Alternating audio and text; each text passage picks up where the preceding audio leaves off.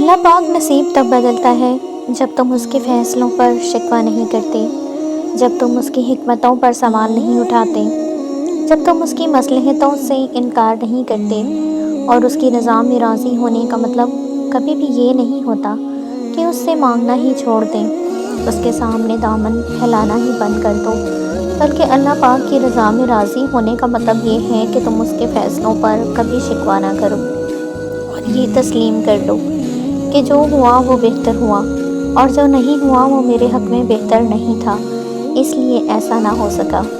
اس بات پر یقین رکھو کہ اس نے ہر کام کا ایک وقت مقرر کر رکھا ہے، اور وہ کبھی بھی تمہیں تکلیف میں مبتلا نہیں کرے گا۔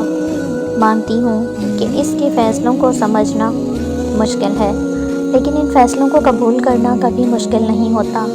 حالات پر شکوہ نہ کرنا صبر ہے، دعا مانگنا چھوڑ دینا نہیں، اور جب تم اس کی رضا میں راضی ہو جاتے ہو تب وہ بھی ساری کائنات تمہیں راضی کرنے میں لگا دیتا ہے۔ جب تم اس کے فیصلوں پر آمین کہہ دیتے ہو پھر وہ بھی تمہاری چاہ پر کن فرما دیتا ہے۔ پھر وہ حقیقتیں بھی بدلتی ہیں جو نصیب کا حصہ لکھ دی گئی ہوتی ہیں۔ بے شک میرا رب جو چاہے وہ کر سکتا ہے۔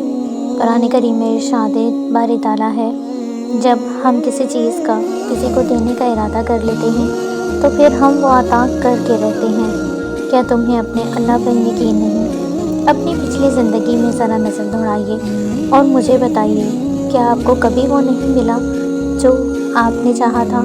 اور اگر نہیں ملا تو کیا جو آپ کو ملا وہ اس سے بہتر نہیں تھا جو آپ نے چاہا تھا؟ ایک بات بتائیے، کمنٹ سیکشن میں اس کا جواب ضرور دیجیے گا۔ کیا اللہ پاک پر آپ کو بھروسہ نہیں کہ وہ 70 ماؤں سے زیادہ پیار کرنے والا ہے؟ کیسے آپ کو آپ کی چاہتوں سے محروم رکھ سکتا ہے؟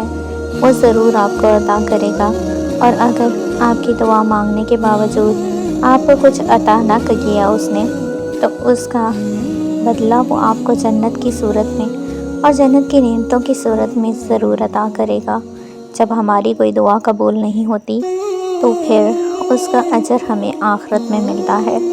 اب یہ آپ پر ہے کہ آپ دعا مانگنا چھوڑ کر نصیب پر روتے ہیں یا پھر اپنی آخرت اور دنیا دونوں کے لیے اللہ سے مانگتے ہیں۔ جزاک اللہ۔ سبسکرائب کر دیں۔ شکریہ۔